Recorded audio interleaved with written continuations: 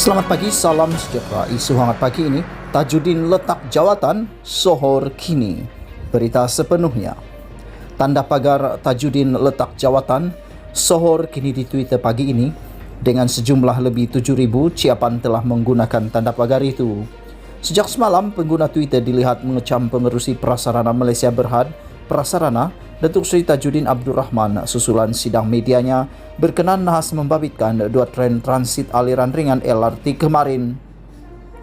Rata-rata warganet tidak berpuas hati dengan sikap buruk ahli Parlimen Pasir Salak dari UMNO itu menjawab soalan pemberita semalam, termasuk nyataannya yang menyebut tentang first thing in the morning. Selain menegaskan tidak akan meletakkan jawatan ekoran tragedi terburuk pengangkutan tren di negara ini, Tajudin menunjukkan rasa tidak senang terhadap pihak yang dianggapnya cuba membuat provokasi berkaitan ketiadaan dia pada malam tragedi tersebut.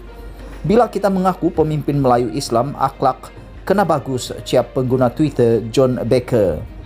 Wakil rakyat Pasir Salak sejak 2008 berkenan juga dilihat tidak profesional sepanjang sidang media tersebut, termasuk apabila ditanya berkenan situasi di laluan bawah tanah lokasi kemalangan tren LRT di tengah-tengah ibu negara itu.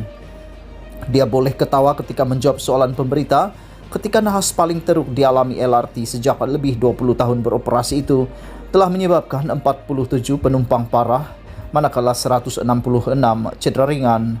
Normal, only the two cast together. They kiss each other, jawab bekas pesakit COVID-19 tersebut selamba sambil ketawa dalam sidang media yang menggunakan bahasa rojak itu.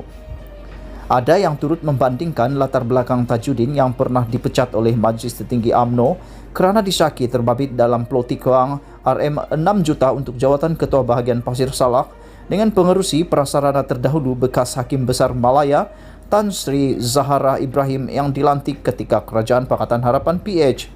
Untuk rekod, Tajudin dilantik sebagai pengerusi prasarana berkuat kuasa 11 Mei 2020 menggantikan Zahara yang meletakkan jawatan pada 7 Mei tahun lalu.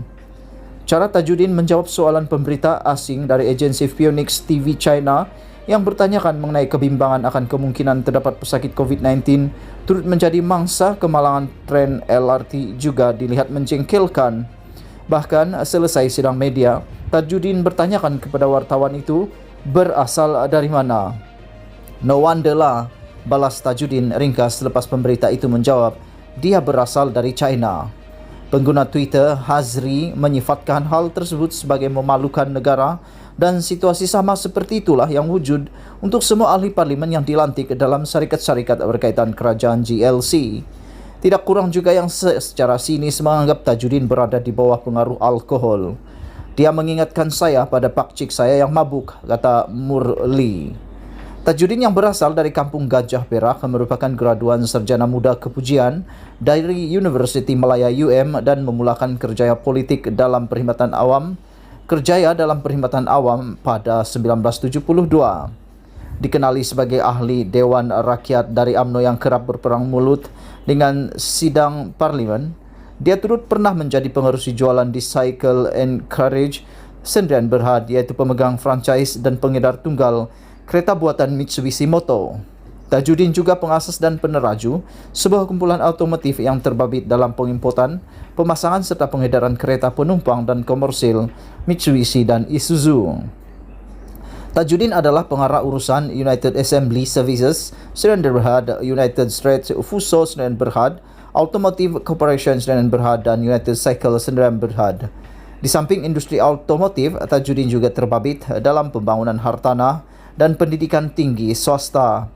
Tajudin di laluan bawah tanah lokasi pertemuan dua tren LRT di tengah-tengah ibu negara sehari selepas kemalangan turut dipaparkan dalam berita ini. Berita dipetik daripada Malaysia Deadline. Sekian isu hangat petang ini. Jangan lupa tekan butang subscribe dan kita jumpa lagi. Bye-bye.